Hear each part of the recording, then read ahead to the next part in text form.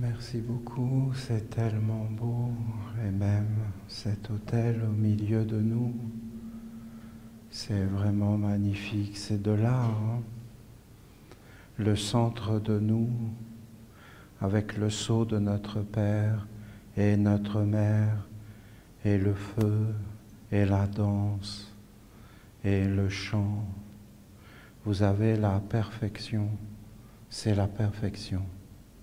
Et le psaume de notre Père Michael hier, tellement beau, où il bénit notre mère.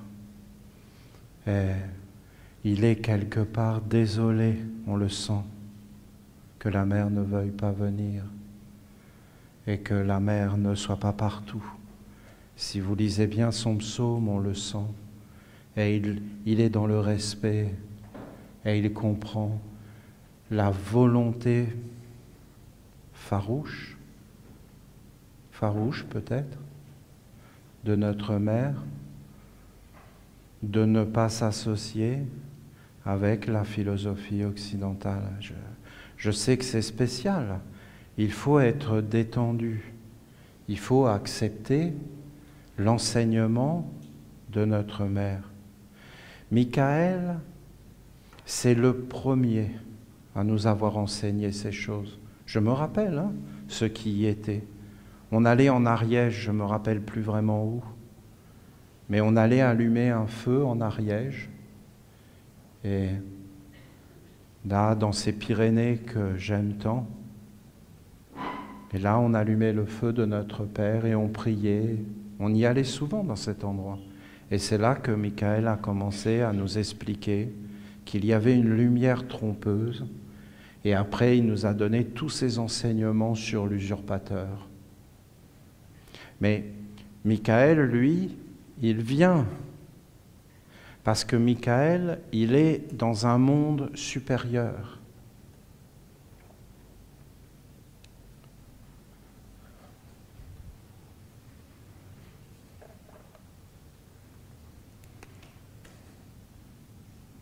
Les hommes,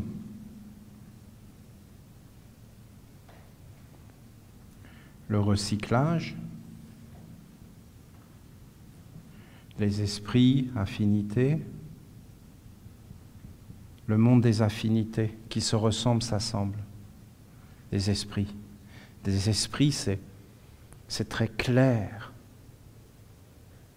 Très clair, un esprit. Un mauvais esprit, c'est très clair. C'est très très clair, c'est un mauvais esprit. Un bon esprit, c'est très très clair. C'est un bon esprit. C'est un esprit du bien. Un mauvais esprit, c'est très clair. Si tu ne connais pas les esprits, si tu ne vois pas les esprits, tout est esprit. Tout, absolument tout.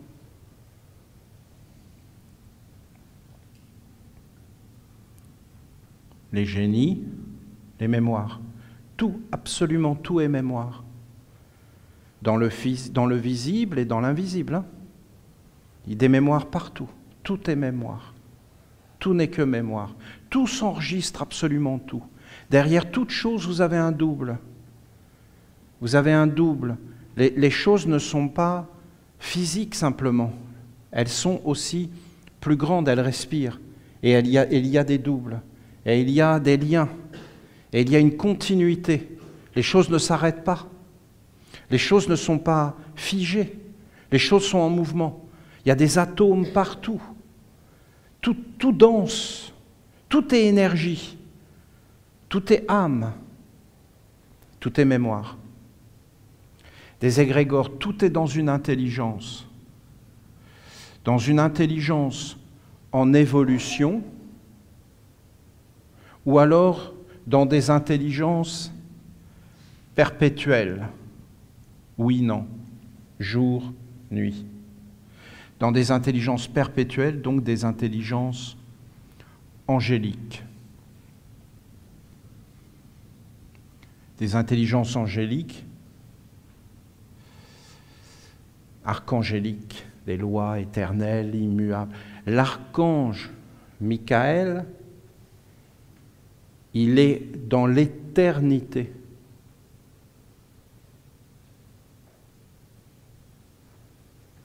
Il est éternel, immortel. Il est le feu dans tous les mondes, partout, dans tous les univers, dans tous les espaces, dans tous les temps. Contactez l'archange Michael. L'archange Michael, il nous parle à nous en fonction de ce que nous sommes. Pour parler avec l'archange Michael, il faut traverser ce monde.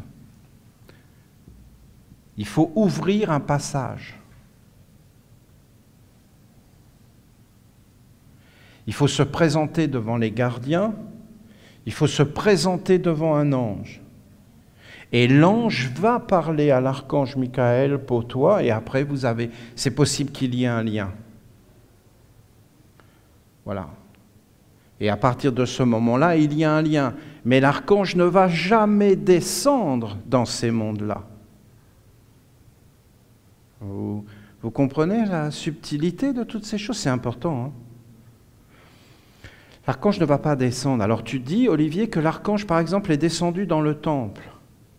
Parce que nous lui avons fait un corps avec des esprits, des génies, et un égrégore qui est en affinité, en écriture parfaite, une écriture parfaite, sinon il ne vient pas. Et une alliance avec lui. Ça traverse ces mondes, ça entre dans les mondes supérieurs.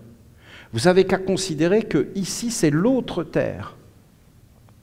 Là vous avez la terre.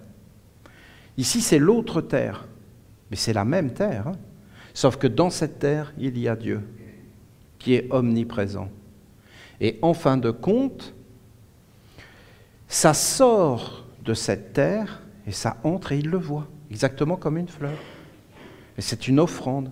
Et sinon ça ne traverse pas ces mondes, les portes sont fermées. Et donc ça reste en dessous. Mais nous, ce qu'il y a en dessous, vous comprenez? On s'intéresse à ce qui sort. Et on regarde si c'est bon. Si c'est pas bon, ben on l'empêche de sortir. C'est pareil.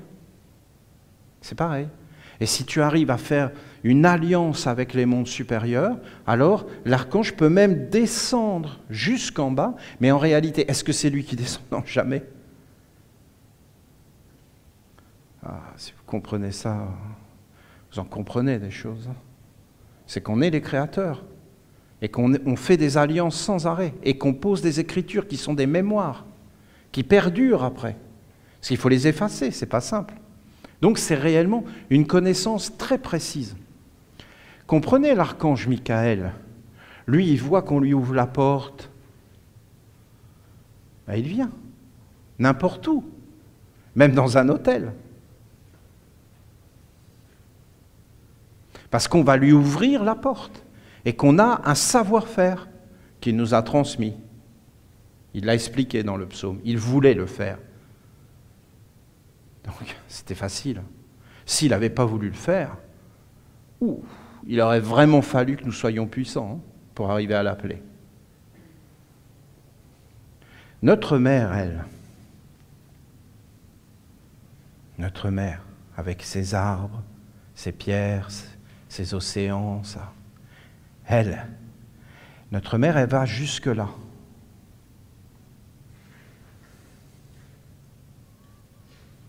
Donc, elle subit. Si notre mère a accepté de nous parler, c'est parce qu'elle a vu qu'il y avait une alliance avec Dieu, hein, avec les mondes supérieurs du Père. Alors elle s'est dit, voilà. Et en réalité, notre mère nous a dit, je vais vous parler du réel, parce que je vais vous dire, vous avez écouté vraiment le psaume?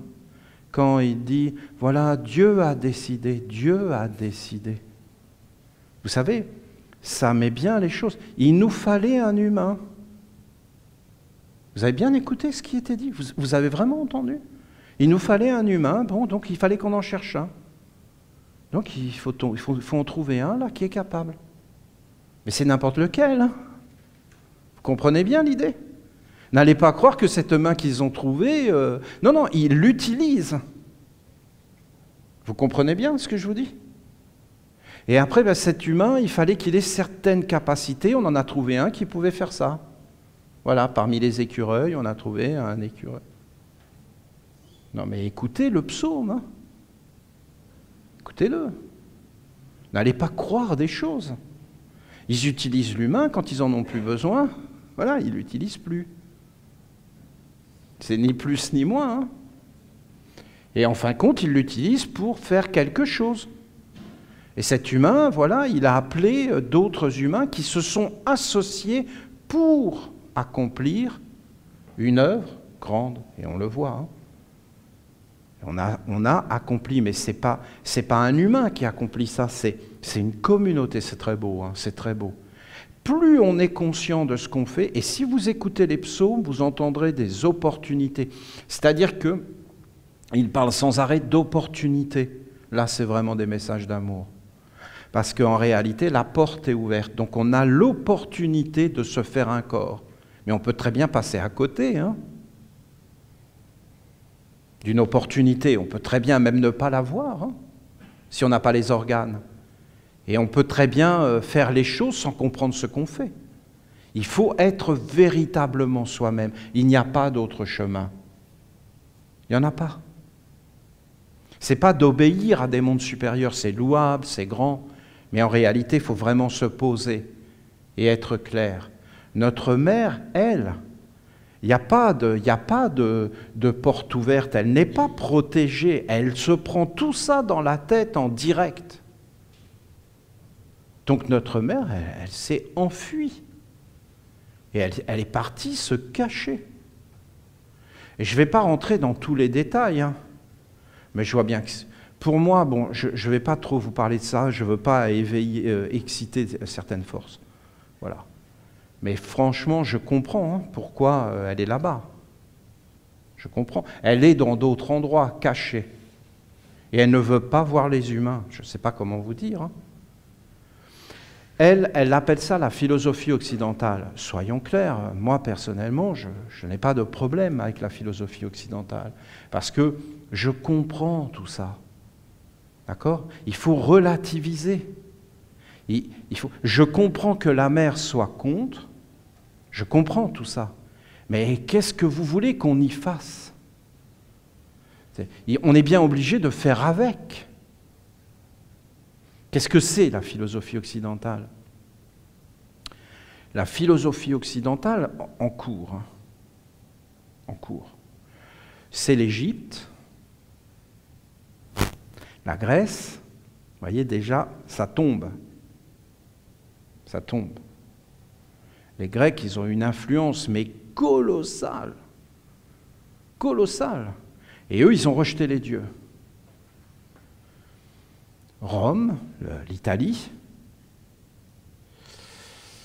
le judaïsme, pas très important, la Perse, Sumer, les Assyriens, le judaïsme, voilà, une sorte de colonie assyrienne et perse. L'Égypte, qui s'éteint tout doucement, le christianisme qui apparaît, une grande folie destructrice, un grand sectarisme, une grande violence, mais d'un autre côté aussi des belles pensées, mais beaucoup de folie, beaucoup de fanatisme, des fanatiques, des êtres qui veulent tuer et détruire et tout voler. Les musulmans qui essaient de tempérer cette folie et qui essaient de la rationaliser, parce que c'est des fous de Dieu, hein, mais pas de Dieu comme ça, d'un Dieu complètement inventé. Et tout ça, ça donne quelque chose, d'essayer de cacher, de manipuler, après la découverte de l'Amérique, d'essayer de cacher cette découverte. Et après, l'Amérique apparaît, la soif de l'or, du pouvoir, des génocides. Essayez de voir tout ça, hein. Des génocides, destruction totale, de l'esclavage, de l'asservissement, non mais vraiment, hein, des guerres fratricides. Les gens se disent « Oh là là, il y en a marre ! Il faut se libérer de la religion. » Les Lumières, l'Amérique, la démocratie, le socialisme national. Le socialisme. Libérons-nous et organisons le social d'État, le communisme. Le socialisme, le communisme. Voilà la philosophie occidentale.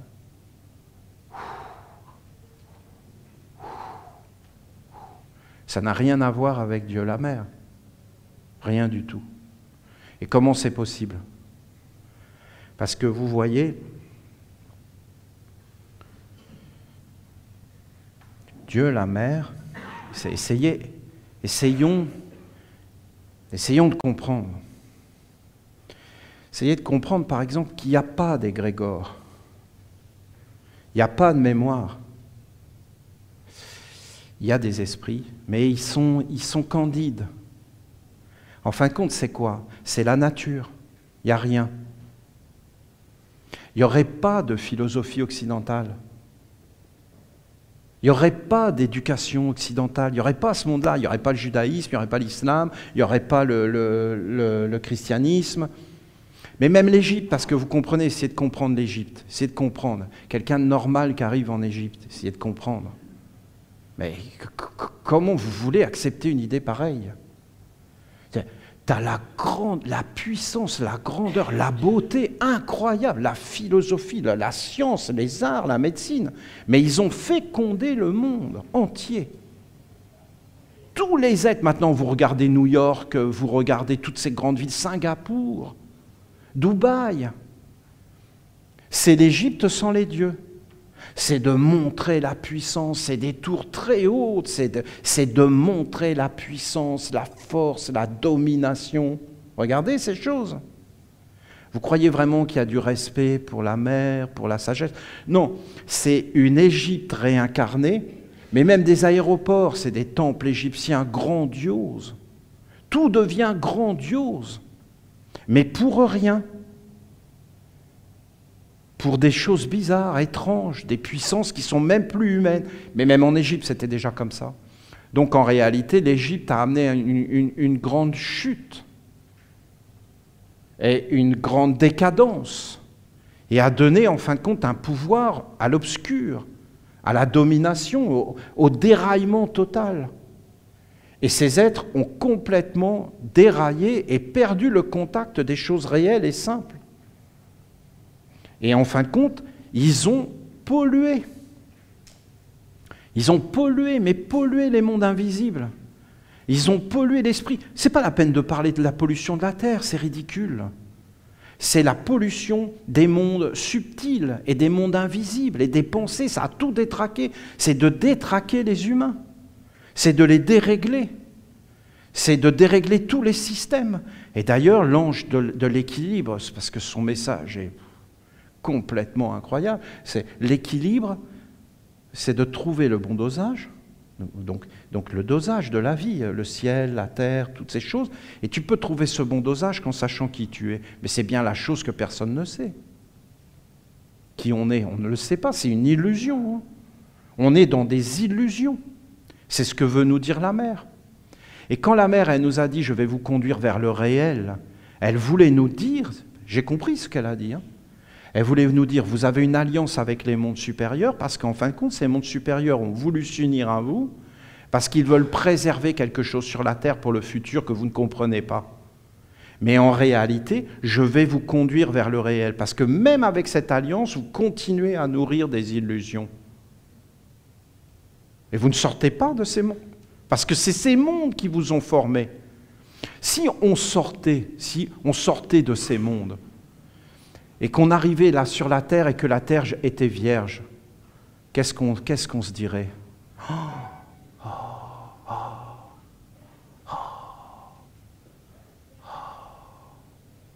Je vous assure, on serait là. Les enfants, naturellement, mais ça ne dure pas longtemps, les pauvres. Mais vous les emmenez voir une grande montagne, vous les emmenez voir un bel arbre, vous les emmenez, vous les mettez devant un lac avec un cygne. Mais ils sont émerveillés. Maintenant, il y a la télé. Donc, ils n'ont pas cette chance, parce que la télé leur vole cet émerveillement, parce que c'est faux. Donc, quand ils ont vu le faux avant le vrai, en plus, c'est hyper coloré. C'est lumineux de l'intérieur. Donc, ça leur parle d'un autre monde. Mais ils voient bien que c'est faux, qu'il n'y a rien derrière. Et en fin de compte, quand ils voient le vrai, eh bien, c'est plus vraiment pareil. Mais dans le fond, si tu vois tout ça, qu'est-ce que tu dis? Oh, Dieu. Dieu. C'est ça que tu dis. Et après, tu te fais des idées de Dieu. Tous les hommes, en fin de compte, voilà, pour les blancs, il est blanc. C'est un Dieu blanc. Dieu est blanc. C'est un super-homme. C'est un super-homme. Ça ne pouvait pas être une super-femme. Parce que les hommes étaient là, tout puissants. Donc ça ne pouvait pas être une femme. Après, les Noirs, ils ont commencé à dire, ben non, mais il est noir en réalité. Et les jaunes, ils disent, il est jaune. Et les chiens disent, c'est un super chien. Avec un truffe, mais alors, énorme, vous voyez. Les poules disent, c'est une poule qui pond 4 œufs par jour. Dieu. Et non, si vous parlez aux poules, Dieu n'est pas du tout un humain, ça se saurait. Non, c'est une poule. Une poule, et d'ailleurs les humains se trompent de religion. Ils sont complètement à côté. Leur Dieu est ridicule, épinglé sur une croix, ou Bouddha qui est assis et qui fait rien. Non, non, c'est une poule pondeuse. Et ainsi de suite, et ainsi de suite. Donc vous voyez bien que tout ça, il faut se prendre du recul. Il faut prendre du recul. C'est pas Dieu qui a fait l'homme à son image, c'est l'homme qui a fait Dieu à son image. Oui, il faut quand même dire les choses telles qu'elles sont. Hein, telles qu'elles sont. Dieu, c'est autre chose. C'est au-delà de tout ça, si vous voulez. C'est un état d'être. Il faut d'abord commencer par la mère. Elle est le commencement. Elle est le premier regard, elle est la première sensation, elle est la première existence. Donc si on ne va pas vers cette notion de mère, c'est-à-dire en fin de compte de réalité, et donc de sortir, essayez de comprendre. Vous voyez, vous avez des centres. Vous avez un centre ici, un centre intellectuel. C'est pas rien. Hein. Intel. Ensuite, vous avez un centre sentimental. C'est pas rien. Le cœur est un organe central.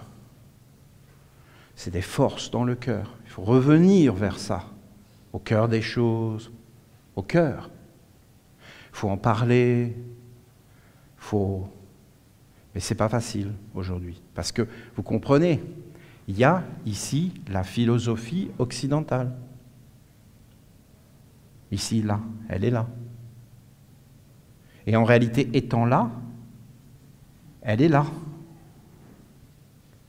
La philosophie occidentale ne veut absolument pas que tu descendes là. Pas du tout. Elle ne veut pas. Ah oui, ils vont te parler du cœur, les religions vont te parler du cœur.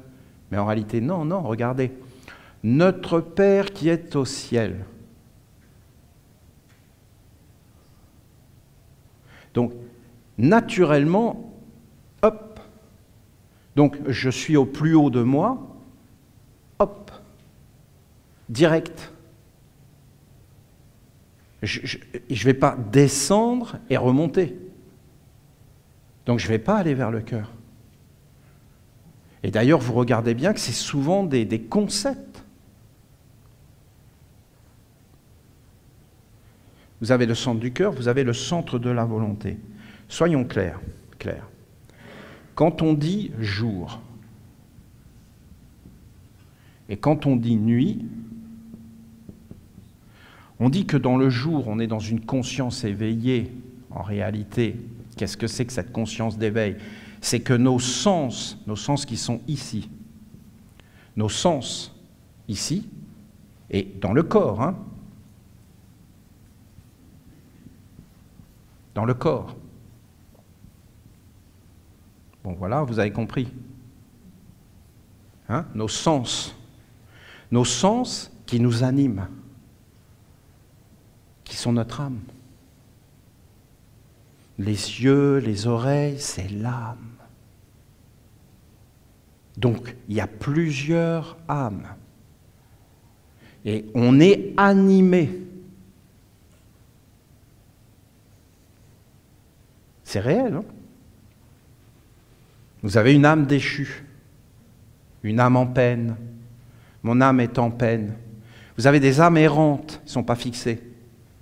Alors ça, les âmes errantes, c'est ce qui fait tourner les lumières, là, l'électricité, tout ça. C'est des âmes errantes qu'on déstabilise et qui ne savent plus qui elles sont et qui vont se raccrocher à n'importe quoi. Et alors elles, tu fais tout ce que tu veux avec elles, pour les voleurs d'âmes. Les âmes en peine. Les âmes, que ton âme soit libre. Ça, c'est Gabriel. Vous comprenez pourquoi c'est Gabriel? Parce que Gabriel, c'est le grand Dieu qui nous fait passer ça. Et vous allez voir là, sa célébration, je vous l'annonce, hein, unique au monde. Il va s'approcher de nous comme jamais. Je le sens. Il veut. Même là, je suis en train de parler, croyez pas qu'il n'y a que vous qui écoutez. Hein. C'est des mondes et des mondes qui sont en train d'écouter tout ça. Parce qu'ils savent que ça vient des mondes supérieurs et que ce n'est pas du tout humain. Parce qu'ils n'en veulent plus des humains, vous comprenez? Plus personne n'en veut des humains.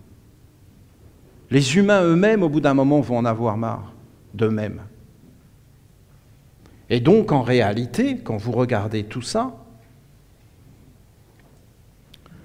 vous avez le centre de la volonté. Quand tu es éveillé, tu es dans tes sens. Et là, tu regardes une rose. Tu vois? Eh bien, tu la vois avec le jour. C'est-à-dire, tu la vois avec tes yeux, tu essaies de la sentir. Et qu'est-ce que tu fais? Tu te fais une idée intellectuelle, une idée, un concept de la rose. C'est-à-dire, qu'est-ce que tu fais? Tu l'identifies. C'est une fleur, c'est une plante. Mais comment tu fais ça? Eh bien, tu fais ça par des concepts. Et ces concepts, avec une mémoire que tu vas chercher pour savoir ce que c'est. Après, par exemple, il va y avoir la chimie. Alors, ils vont te dire la chimie, mais là, tu vois, ça veut dire qu'il faut la détruire, il faut l'analyser, il faut la décortiquer. On est déjà dans le côté sombre. On a été trop loin.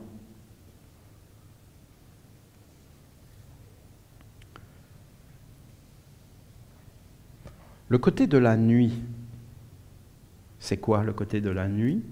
C'est en fin de compte, c'est que tu vas être éveillé et tu vas rêver.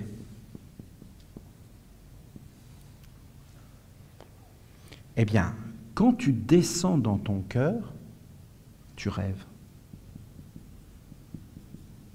Qu'est-ce que c'est des sentiments?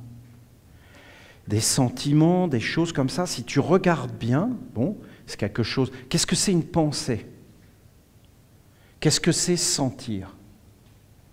Eh bien, si tu sens, tu vas naturellement aller vers des images oniriques. Et en fin de compte, tu vas entrer dans un monde d'images oniriques. La philosophie occidentale refuse ce monde. Elle le refuse.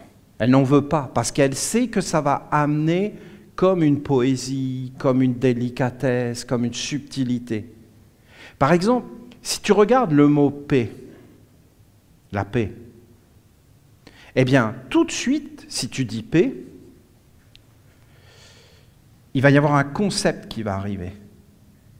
Et tu vas imaginer la paix, on pourrait le faire ensemble, et vous verriez qu'on a tout un tas de clichés dans nos têtes, c'est-à-dire des images oniriques, des concepts. Les publicitaires étudient ça, mais comme c'est pas possible, parce que c'est de l'hypnose. Alors ils disent, ah ben si on fait un flacon de telle façon, eh bien on va vendre plus de shampoing. Alors à un moment donné, c'était la glasnost, la transparence, alors il fallait que tous les flacons soient transparents. Alors après, c'est l'écologie et tout ça. Alors vous avez du verre, des feuilles. Parce qu'ils ne s'adressent pas, en fin de compte, à des concepts, j'ai juste besoin de me laver les cheveux. Non, non, ils s'adressent à tout un monde de philosophie, de concepts religieux, parce que c'est toujours religieux, par exemple c'est l'écologie, ou c'est la croissance, mais c'est des croyances religieuses, c'est des sentiments, c'est basé sur des sentiments qu'ils vont intellectualiser. Mais ils ne veulent surtout pas que tu entres dans ces mondes-là pour que tu commences à regarder par toi-même en étant individualisé, parce que tu vas faire tes propres choix, tu vas être capable de dire non, tu vas être capable de t'opposer, tu vas commencer à lire les étiquettes, tu vas commencer à regarder derrière, et tu vas sortir de l'influence. Et de ces influences qui sont partout répandues. Mais où elles sont? Mais elles sont à l'intérieur du visible. Et elles sont cachées derrière. Mais tu ne peux pas les voir si tu n'entres pas à l'intérieur de toi, dans ton cœur. Et là, tu vas t'apercevoir qu'en réalité, tu dors. Et tu rêves. Et que si tu descends dans ta volonté, tu dors profondément. Tu dors, tu es en sommeil. Par exemple, ton cœur, tu dors. Ton souffle, tu dors. Tes muscles, tu dors. Ton corps tout entier, tu es dans un sommeil profond. Quand je bouge comme ça, je suis dans un sommeil. Ce sont des entraînements qui ne sont pas basés sur des choses, arbitraires, mais ce sont des entraînements qui sont basés, fondés sur des choses réelles, sur des mathématiques, sur une science, sur une observation de l'être humain, du cosmos, et qui en réalité sont réels. Et on va dire que la science est réelle, mais non, mais écoutez, pour n'importe qui s'éveille, ils sont totalement absurdes. Mais comment on peut croire ces gens-là? Mais c'est parce qu'on dort profondément, on est en état d'hypnose. De croire que ces gens-là sont des savants, non mais écoutez, voyons. À la limite des bandits, je veux bien, parce que si tu commences à regarder ce qu'il y a derrière, des êtres asservis à un système et qui sont payés, je veux bien, mais pas des savants, voyons, ça n'a rien à voir. On n'a plus le sens des mots. C'est vraiment ce que disait notre Père dans le temple. Ça n'a rien à voir. La science, c'est quelque chose de bénéfique, de positif, qui amène le bien, qui amène des choses simples, qui améliore la vie, mais pas des complications comme ça, mais partout. Pas des guerres, des conflits. Ça, c'est des ignorants. C'est des gens qui ne savent pas parler, qui ne savent pas se présenter. Mais ça n'a rien à voir avec la science. Ça n'a rien à voir avec l'objectivité. Ce n'est pas objectif. Dire que c'est objectif, c'est totalement stupide. Ce n'est pas objectif, c'est empli de concepts, d'intérêts. À un moment donné, on arrive dans les maternités et on dit que le lait maternel est négatif. Et après, on vous vend du lait en poudre. Hein? Alors, bien sûr, c'est négatif. Hein. Vous imaginez la TVA là-dessus? Essayez d'imaginer. Essayez d'imaginer. Essayez de comprendre les intérêts qui sont cachés derrière. Qu'on vend du lait en poudre dans les maternités en disant que le lait, même tu vas empoisonner ton enfant avec ton propre lait. Et qu'est-ce que tu peux, comment tu peux répondre à ça? Il faut que tu vérifies par toi-même. Qu'est-ce que vous voulez que la mère, elle dise à tout ça? Il n'y a plus rien de réel. Pour que ça soit réel, il ne faut surtout pas aller vers le haut, il faut aller vers le bas. Et il faut s'éveiller la nuit dans ce qui anime tes gestes, parce que c'est là que tu vas trouver ton âme. C'est dans le sommeil profond, tu entres profondément en toi, dans les profondeurs. C'est pour ça qu'on enseigne la méditation. La prière, c'est un acte du cœur d'entrer en soi, d'éveiller des images autour de soi, de se poser, de se clarifier, de se nettoyer. Dieu, il n'a pas besoin d'entendre des prières. C'est parce qu'en réalité, c'est une nourriture. Tu appelles, tu mets des mondes en affinité autour de toi, tu te nettoies, tu te clarifies, tu t'équilibres, tu cherches à savoir qui tu es et tu t'éveilles. Et en fin de compte, quand tu commences à descendre dans la méditation profonde, dans l'éveil clair des mouvements, des gestes, c'est pour ça qu'on danse. Regardez, c'est la perfection. Là, vous avez un enseignement intellectuel. Ensuite, autour, vous aviez des chants, donc le cœur, et après, vous avez des danses, donc la nuit profonde, le sommeil profond qui est en mouvement, et qui te montre quoi? Mais des choses qui sont cachées derrière. Et quand tu commences à entrer à l'intérieur de toi, alors regardez par exemple la rose. Je regarde la rose, Je veux la connaître, comment je fais. Le mot connaître est une merveille, hein, une merveille. Il veut dire naître avec.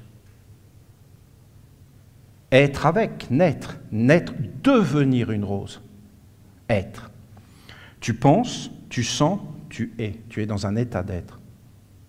Tu connais. C'est toujours là que tu connais, jamais là. Là, c'est un moyen d'établir un contact. D'accord ? Tu regardes et tu établis un contact avec ce que tu vois. C'est juste établir un contact, de faire une connexion. Tu te fais une idée pour te rapprocher. Mais tu ne peux pas connaître l'être avec des idées, des concepts. Tu restes à la surface. Tu es dans les auras. Tu es dans la périphérie. Il faut que tu t'approches de la peau. Mais même si tu touches la peau, tu t'approches, tu n'es déjà plus dans l'aura. Tu t'approches, et puis après, il faut que tu entres à l'intérieur. Mais là, il faut un immense respect. Il faut une délicatesse, il faut ne vouloir faire de mal à personne. Il faut être dans l'amour, il faut être dans le grand respect. C'est à la périphérie qu'on se fait du mal. Les spiritualistes, ils veulent voir l'aura. C'est pour ça que plus personne ne va être des spiritualistes, vous comprenez ? Tout le monde sait bien que c'est des cinglés. C'est pas de voir les auras, voyons, tu ne pourras jamais connaître quelqu'un. Il faut rentrer tout doucement dans le centre. Et jamais à la périphérie. Et dans le centre de toi-même. Là, dans le silence, dans le calme, dans les forces du cœur, des vertus, des choses profondément ressenties, vécues, respectueuses. La vie n'est pas n'importe quoi, c'est pas tout ce que nous montre la philosophie occidentale. Elle nous rend fous, elle rend les êtres fous, complètement déracinés. Parce que les racines, c'est dans les profondeurs que tu vas les trouver. Il faut aller dans les profondeurs et tout nettoyer, tout regarder, tout rééquilibrer. Et en fin de compte, là, tu vas voir des choses à l'intérieur. Donc, quand tu regardes quelque chose, tu dois d'abord le regarder avec les yeux. Après, tu te fais une idée intellectuelle. C'est très bon l'intellect parce que ça permet de voyager, de se déplacer.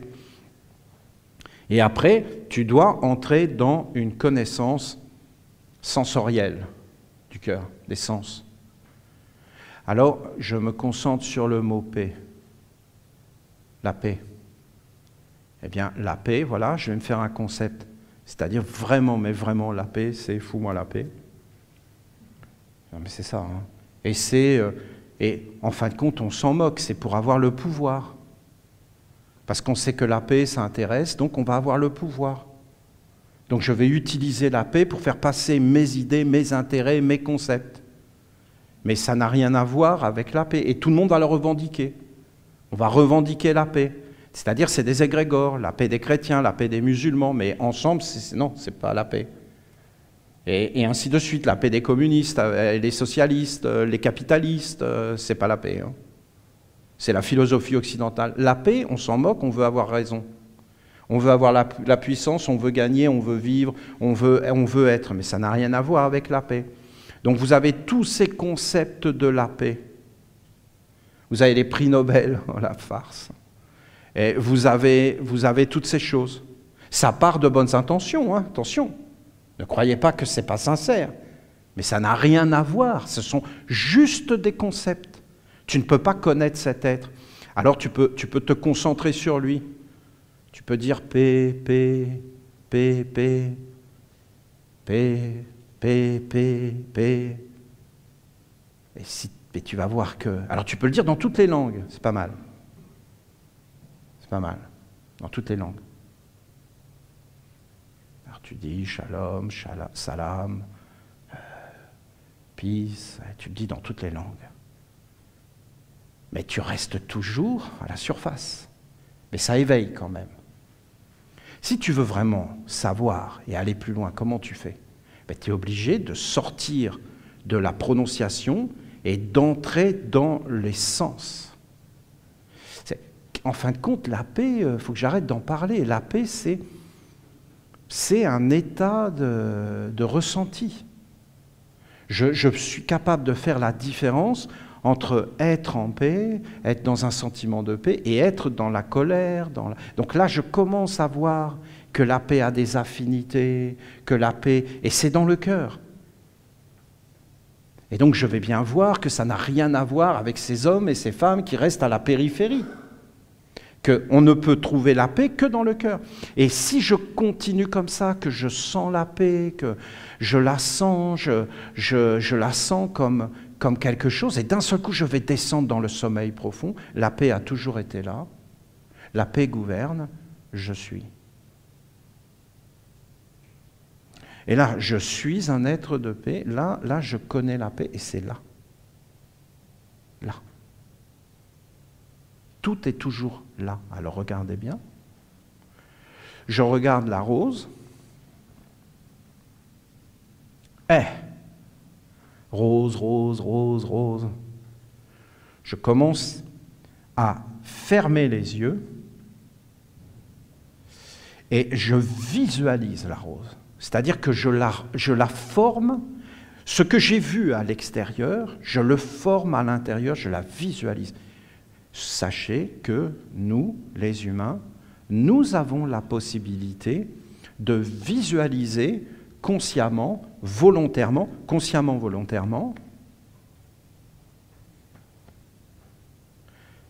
la rose. Quel est l'avantage de faire ça? Nous pouvons nous concentrer tellement fort dans la visualisation que nous pouvons reproduire le parfum de la rose et sentir un parfum qui n'est pas là. On est d'accord? On n'utilise pas ça, mais on peut le faire. Pourquoi c'est un intérêt? Tu vas n'importe où, il n'y a pas de rose, il n'y a rien, et hop, concentration sur la rose, elle apparaît. Et tu la vois, tu l'observes, dans tous ses détails, et elle est là. Et tu commences à sentir un parfum qui n'est pas là. Comment c'est possible? C'est la mémoire. Il faut d'abord que tu aies été initié, que tu l'aies rencontré, tu te fais une idée, mais en général, c'est des idées fausses. Parce que c'est par rapport à toi, c'est par rapport à ta culture, à ton environnement. Par exemple, moi, vous me dites rose, tout de suite, c'est la rose de croix, tout de suite. Vous voyez, je suis programmé. Mon hérédité, ce que j'ai fait dans mes anciennes incarnations, donc tout de suite, ça me parle. Et donc, pour moi, la rose, après, vous avez beaucoup de choses, vous avez beaucoup de poètes qui en ont parlé. Après, il y a le romantisme, il y a beaucoup de choses là-dedans, la poésie, la beauté, la séduction. Il y a beaucoup de choses dans la rose qu'on va mettre, mais qui n'ont rien à voir avec la rose. Elle est. Mais on ne le voit pas qu'elle est, parce qu'on est enfermé en nous-mêmes. C'est ce qu'a dit l'archange. Et qu'en réalité, si tu la visualises, que tu sens son parfum, qu'est-ce qui se passe? En réalité, quand tu fais ça, tu es déjà en train d'entrer dans les mondes des doubles. Et tu es en train d'entrer dans le corps d'eau. Et tu es en train d'entrer, dès que tu visualises et que tu vois, parce que tu vas t'apercevoir que c'est quand tu es entre le sommeil et l'éveil que, en réalité, la visualisation devient vivante. Et même à un moment donné, tu peux partir dans des imaginations et qui vont faire apparaître des mondes. Après, tu vas regarder la couleur de la rose, et la couleur va te faire apparaître des mondes, et va commencer à te parler, et tout va te parler, et ça peut même être des histoires, et tu vas partir carrément dans un autre monde qui n'est pas sur la Terre, mais qui pourtant révèle beaucoup de choses. Et si tu observes tous ces mondes, tu vas voir que il n'y a pas de hasard là-dedans, qu'il y a comme une connaissance imaginative, et que la connaissance imaginative est aussi réelle, la connaissance subjective est aussi réelle que la connaissance objective. C'est-à-dire de regarder la rose objectivement, eh bien en réalité, la poésie, le côté, le voyage, les histoires et toutes ces choses ont autant de choses à dire. Et d'ailleurs, dans les temps anciens, on enseignait les enfants par des contes, par des légendes, par des histoires qui avaient été émanées d'une connaissance qui n'était pas aussi objective, mais qui était un peu subjective. Si tu continues dans cette connaissance, bien sûr, il y a un piège de se perdre et d'entrer dans des choses où tu vas commencer complètement à délirer et à perdre le sens de la réalité. C'est pour ça qu'il faut avoir les pieds parfaitement ancrés sur la terre et de regarder les choses qui sont, c'est-à-dire, on reste concentré sur la rose. Quand tu vas dépasser ça, à un moment donné, qu'est-ce que tu vas t'apercevoir? Parce que tu comprends, hein?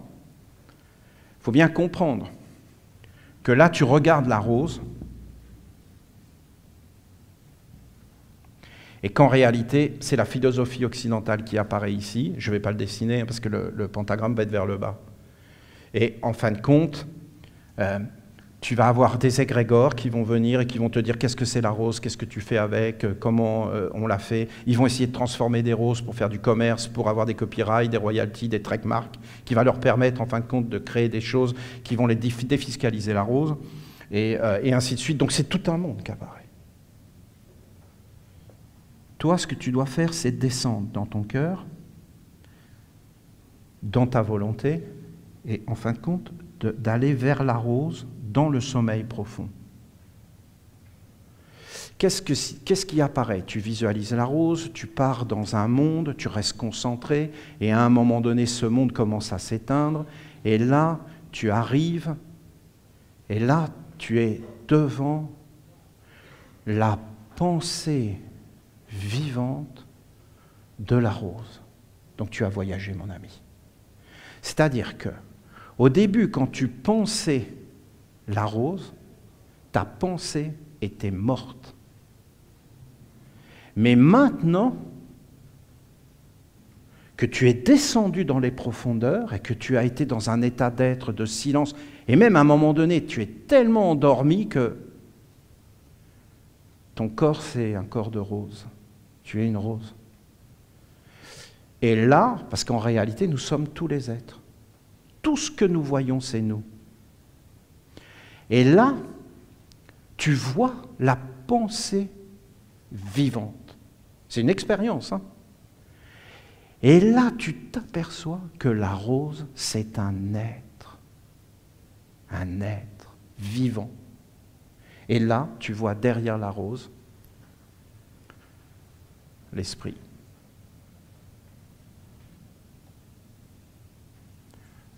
La mémoire.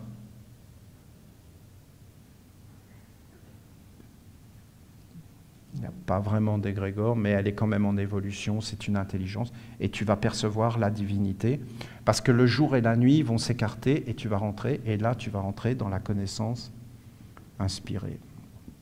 Plus haut, c'est le feu et c'est l'intuition. Et en fin de compte, là, tu vas avoir la connaissance inspirée. Et c'est l'être de la rose, la divinité de la rose, parce que tu t'aperçois que la rose, ce que tu t'aperçois, c'est que le cosmos est un corps, la Terre est un corps, toutes les créatures qui existent sont des fonctions dans ce corps, et que c'est ton corps, et que toi tu es dans ce corps, et que c'est un corps cosmique, et que même ton corps, c'est ce corps. Et tu peux faire ça avec tout, avec la Lune, le Soleil, Vénus, les étoiles, un arbre, un être humain. Tu vas t'apercevoir que cet être humain, c'est toi. Et l'ange de l'équilibre dit de trouver l'identification qui amène le bon dosage, c'est-à-dire les bonnes relations et qui restaure l'équilibre. Le problème, c'est que nous ne savons pas qui nous sommes et que la philosophie occidentale nous a amenés et nous a conduits vers un déracinement de notre mère et vers les hauteurs, nous a rendus fous, mais on ne le sait pas, hein. On est persuadé qu'on est normaux, et en réalité, nous a coupés de tout. Et maintenant, elle est même en train de nous couper totalement les uns des autres et d'amener une guerre de tous contre tous. Voilà, vous avez à peu près pour apprendre, pour entrer dans l'apprentissage, par exemple, l'apprentissage des langues, des alphabets, du langage des enfants, eh bien, il faudrait leur présenter le A et leur montrer tous les A dans tous les peuples. En chinois, en grec, en russe, en phénicien ancien, en araméen. Et après, il faudrait les entraîner et jusqu'à ce qu'ils arrivent par la connaissance imaginative, jusqu'à la connaissance d'un état d'être. Et le A, c'est pas simplement A, c'est un état d'être.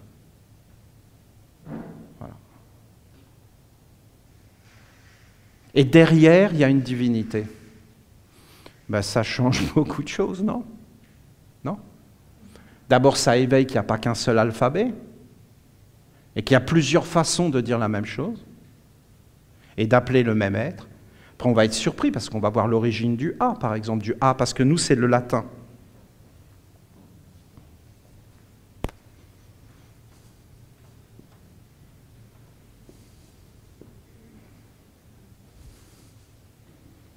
Puissant taureau, force créatrice.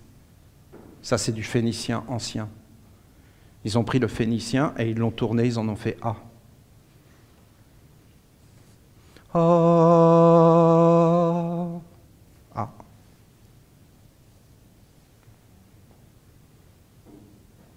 A.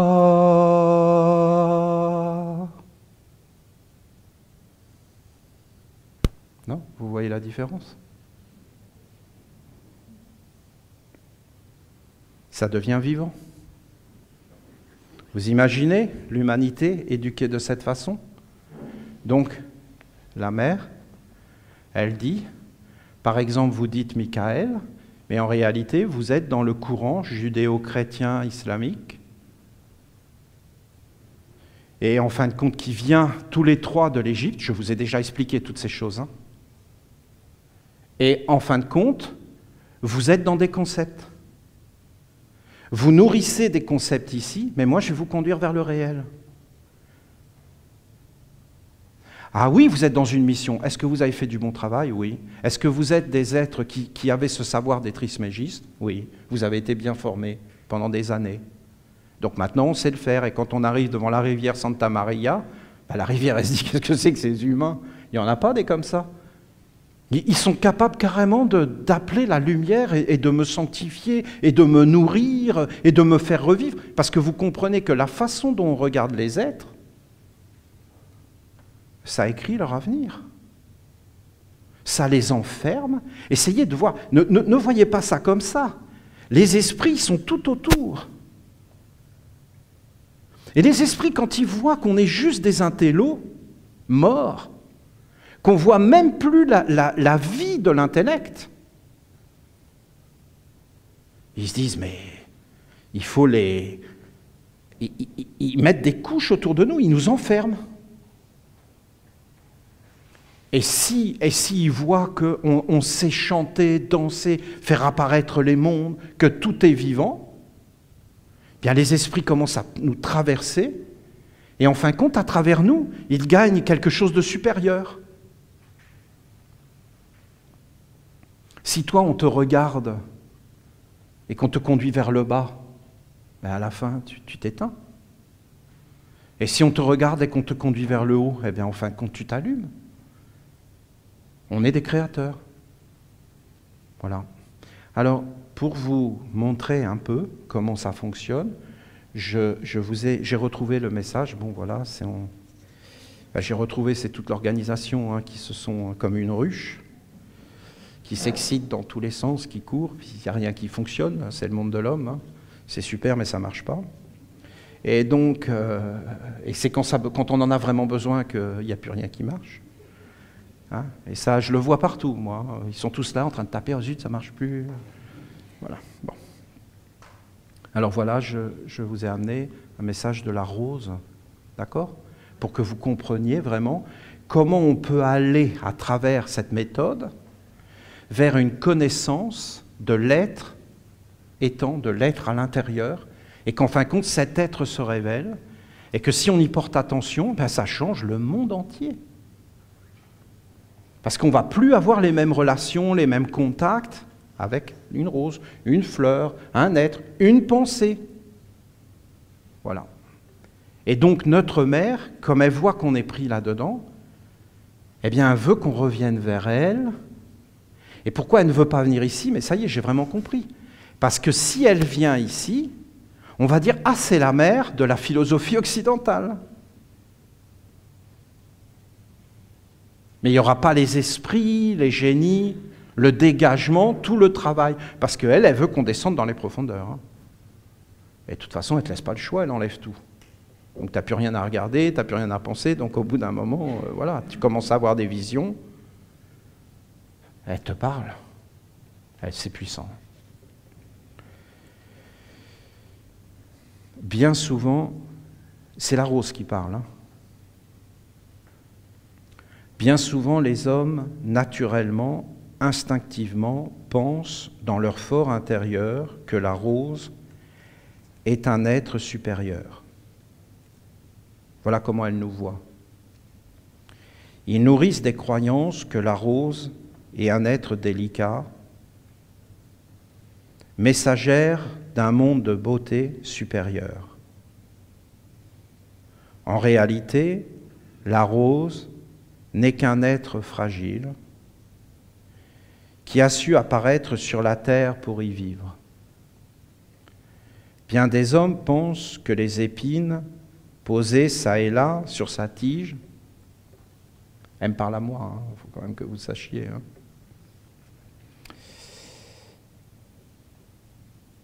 Sont pour la protéger, pour qu'on ne puisse pas la toucher et qu'elle soit préservée de l'impur.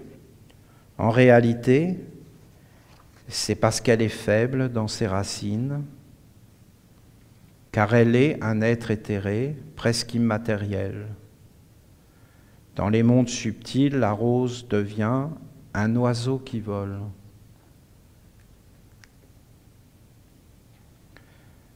Sur la terre, les roses montrent et prophétisent le monde de l'envol.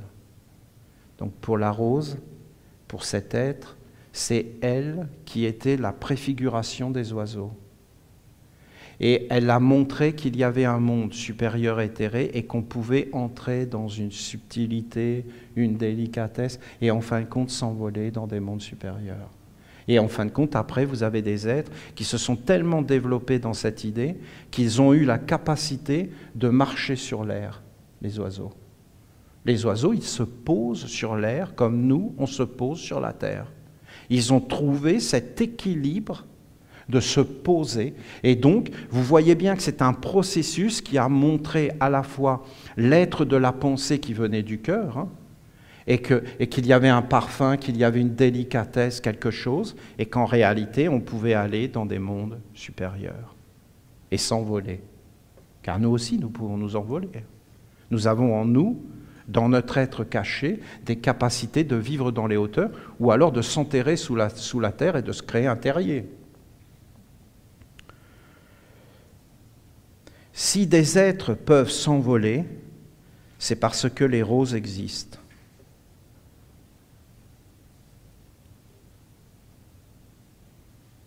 Vous voyez ça? C'est-à-dire, si les êtres peuvent s'envoler, c'est parce que des roses existent. Expliquez-moi comment l'intellect, avec l'essence à l'extérieur, peut avoir cette information. Expliquez-moi comment vous pourriez, en disséquant la rose et connaître sa chimie, comprendre que c'est elle qui a créé les oiseaux et la science de l'envol. Et quand on l'entend, eh bien, en réalité, on est déjà dans un apprentissage d'une vie supérieure.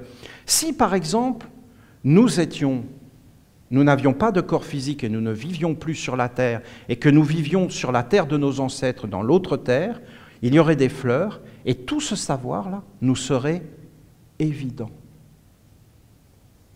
Ce savoir-là vient du royaume de Dieu.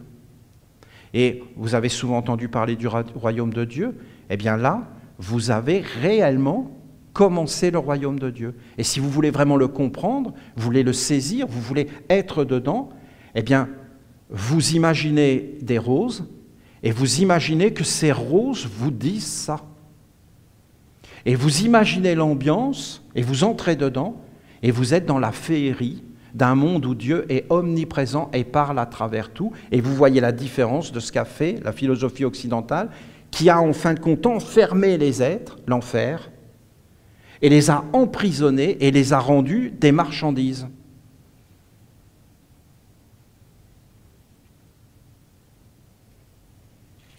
Le parfum de la rose est le chemin de l'envol. La rose est enracinée, mais elle respire dans les mondes supérieurs et elle ouvre la possibilité de pouvoir s'envoler. Les êtres qui ont trouvé la capacité de s'envoler ont été des disciples de la rose. C'est pourquoi la rose a de la difficulté à s'ancrer dans le sol.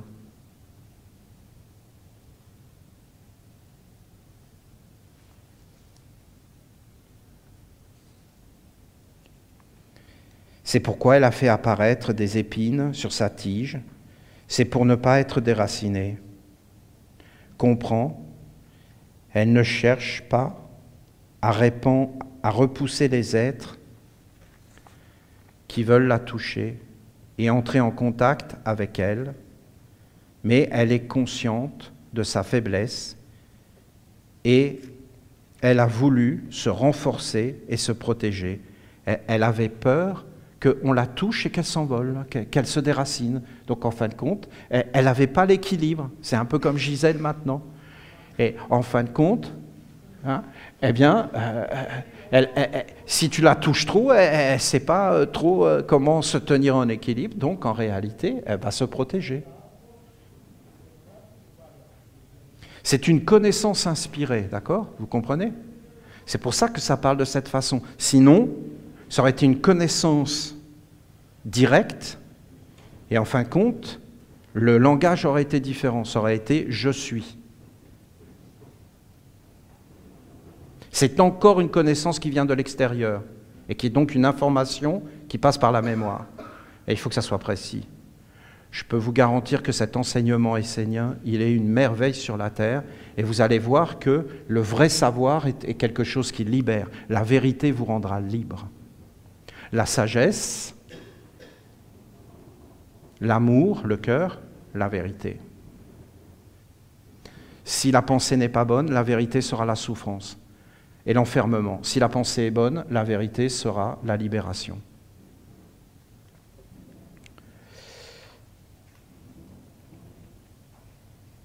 Donc elle veut bien qu'on la touche et entrer en contact avec elle.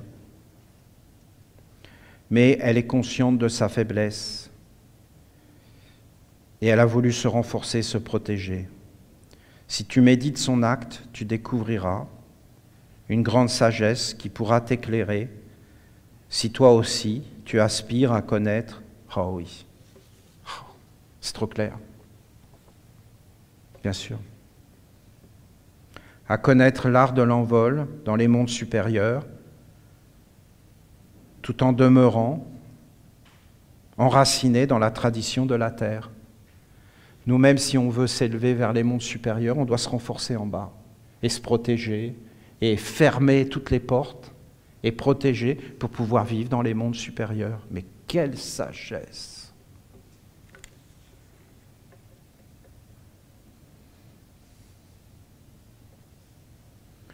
Dans sa fleur, la rose est un être éthéré, un être qui n'est pas de la terre. L'homme ne peut qu'observer cette fleur comme étant un mystère. Jamais l'homme qui demeure un homme sur la terre ne pourra comprendre ce qu'est cette fleur.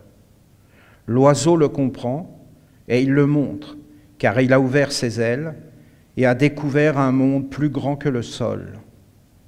L'oiseau est l'idéal de la rose, son futur. Quand tu vois un oiseau, tu vois une rose qui a réussi. Voilà, ça c'est de la science.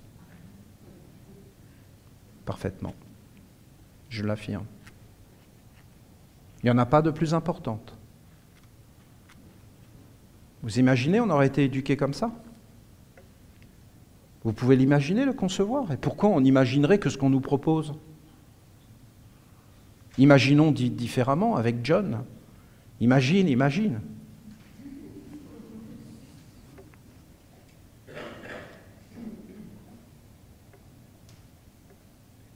L'oiseau est l'idéal de la rose, son futur. La rose est le passé de l'oiseau. La terre qui lui a permis de naître et de devenir. La rose est la terre de l'oiseau. Donc quand vous voyez, vous savez comment on appelle ça, les petits oiseaux là, les colibris qui volent très vite, qui viennent butiner une rose, il vient se nourrir de ce qu'il était dans son passé. Et il vient féconder et permettre à son futur d'exister par la reproduction. C'est d'une beauté. Vous comprenez le cœur?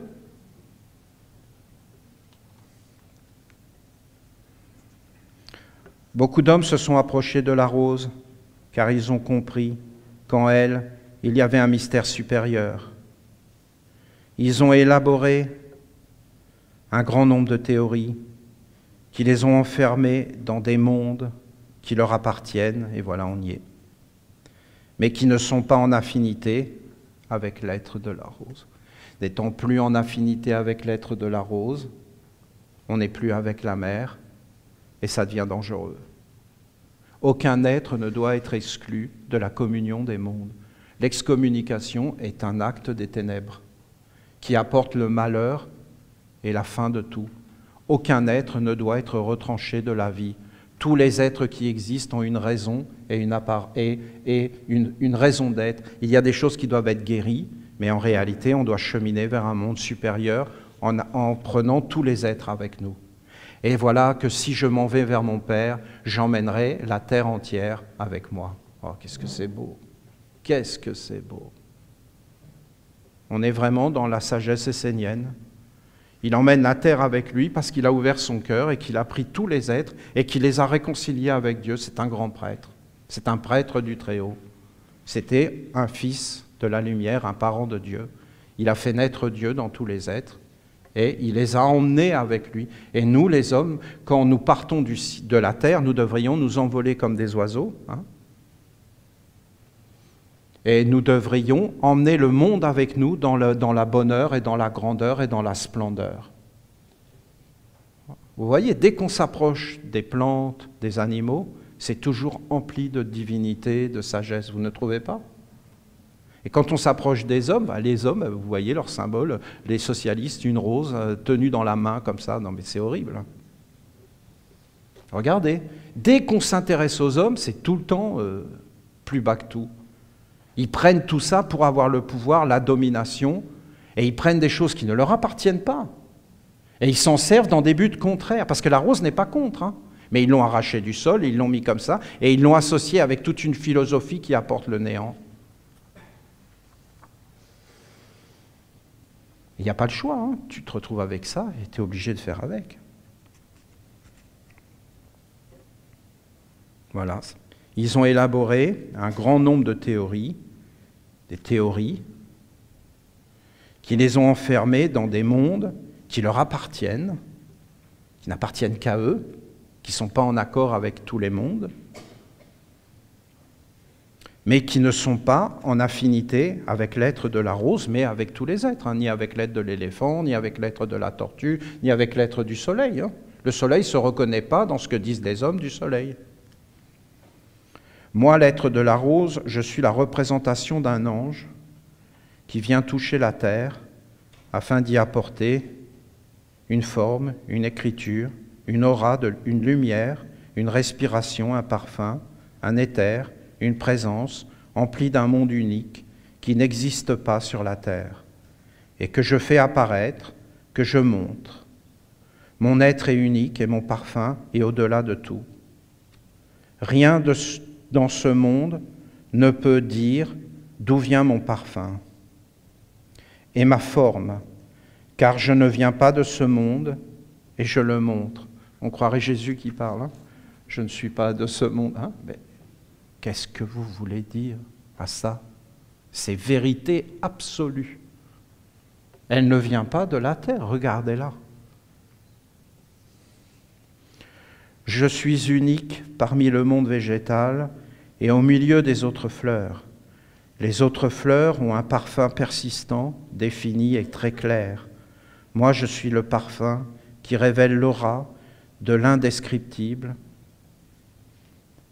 et du non incarné, de l'au-delà, de l'ailleurs. Je révèle la réalité de l'inconnu et j'apporte le pressentiment du langage avec un autre monde plus grand que tout. Non seulement je montre le chemin, mais j'ouvre également la porte de l'envol. Vous, les Esséniens et Esséniennes, lorsque vous posez vos yeux sur moi, percevez l'invitation au voyage et la présence d'un être ailé qui vous dit d'ouvrir vos ailes pour le rejoindre dans les mondes supérieurs. c'est pas que ce texte en soi soit important. C'est que je voudrais vous montrer la méthode de l'acquisition du savoir, qui est le savoir essénien. C'est une méthode que je vous explique qui est basée sur la connaissance de l'homme, de la terre et des mondes autour qui sont en nous et qu'aujourd'hui on ignore, comme la pensée, les sentiments, les rêves, les images oniriques, c'est du réel. Si tu commences à porter ton attention sur les images oniriques, tu vas voir qu'elles gouvernent ta vie et qu'il y a tout le temps des images oniriques autour de toi. Tu vas voir qu'il y a des odeurs autour de toi qui ne sont pas forcément liées à ton corps. Et que tu peux toi-même, que tu as une capacité d'être un créateur, une créatrice, et qu'en fin de compte, tu peux toi-même former des images oniriques, que tu peux apprendre à visualiser, que tu peux voyager et que tu peux aller vers le savoir. En réalité, ce n'est pas de connaître les roses, les arbres ou le soleil, c'est de te connaître toi-même. Et tu peux utiliser cette méthode pour te connaître toi-même. Parce que c'est la chose la plus fondamentale, je vous dis. Parce que quand les hommes y sont arrivés, et qu'ils ont vu toute cette beauté, ces roses, ces choses, qu'est-ce que vous croyez? Qu'à l'origine, ça ne leur parlait pas? Bien sûr que ça leur parlait. Et qu'est-ce qu'ils ont dit, ces êtres-là? Ils ont dit Dieu, c'est tout. Et Dieu, ça voulait dire la beauté, le mystère incroyable. Et c'était vivant pour eux.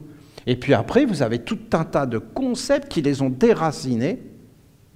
Regardez un enfant, regardez-le bien, l'enfant. Lui, au départ, il naît là. Et d'ailleurs, c'est là qu'il s'alimente. Il faut couper le cordon, c'est là, c'est pas là. Au troisième œil. C'est ni là au cœur, c'est là, c'est le fondement. L'enfant au début, il est là, tout ce qu'il apprend au début, c'est là, à se centrer, à être là, il est tout le temps là. Et après, ça commence à s'ouvrir ici, mais au début, c'est pas du tout ouvert. Si vous croyez qu'il a le cœur, qu'il voit sa maman, non, sa maman, c'est « magne-toi ». J'ai faim maintenant. Vite, vite, tout de suite, je suis là, il n'y a que moi au monde. Allez, au boulot, les gars. C'est que ça, lui. Et si ce n'est pas instantané, si ça ne lui plaît pas, si ce n'est pas la bonne température et tout ça, il cherche, il n'a aucune délicatesse. Tout de suite, il appelle les pompiers, la police, l'armée, et tous les mondes. Après, il commence là, d'accord? Je t'aime. Oh, c'est mignon. Oh, je t'aime. Il est en train de découvrir. Il ne te le dit pas à toi. T'illusionne pas. Il se le dit à lui-même. Tiens, qu'est-ce qui se passe? Tiens, cette personne, je l'aime. Je vais essayer. Je t'aime. Je t'aime. Oh. C'est ça un enfant. Vous vous illusionnez pas. Et après, ça commence à rentrer là.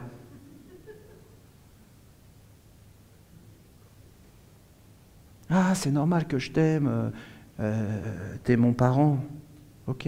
Et puis après, je te déteste. Je suis libre et indépendant. Voilà.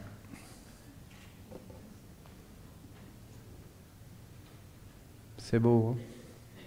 Vous comprenez qu'on est différent et qu'on doit l'accepter? Nous, les Esséniens, nous sommes différents. Nous sommes différents. Alors, est-ce que c'est bien, est-ce que c'est mal? C'est comme ça, nous sommes différents. Est-ce que c'est bien? Je pense que c'est mieux, parce que nous, en fin de compte, on ne nous voit pas et ne nous comprend pas, mais nous, comme on était comme les autres avant et qu'on l'est encore un peu, on les comprend. Donc, gros avantage.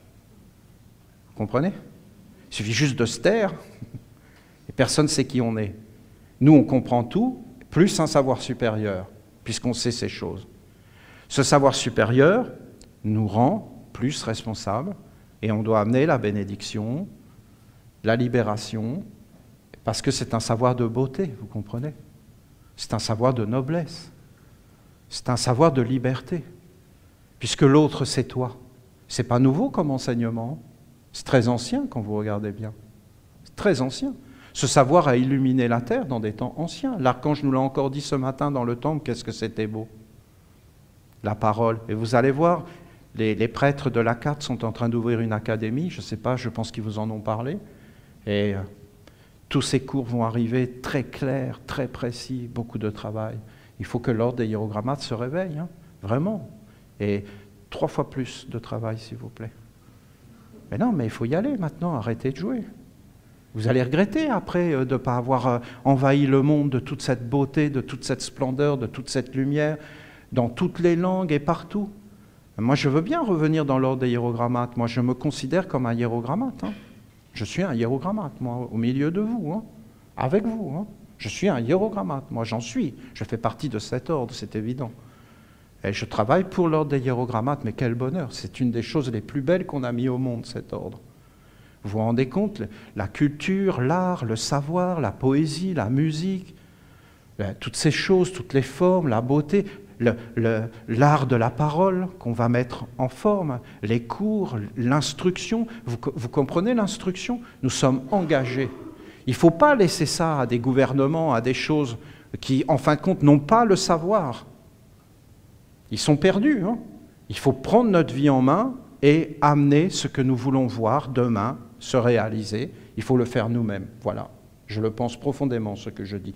En tout cas, moi, je suis engagé là-dedans. Vous pouvez me faire confiance. Vous pouvez avoir confiance en moi là-dessus. Je vais faire ça. Si on est plusieurs, ça devient plus facile et plus grand, vous comprenez? Et plus on trouvera des moyens pour le répandre, et mieux ce sera, je pense, j'en suis convaincu.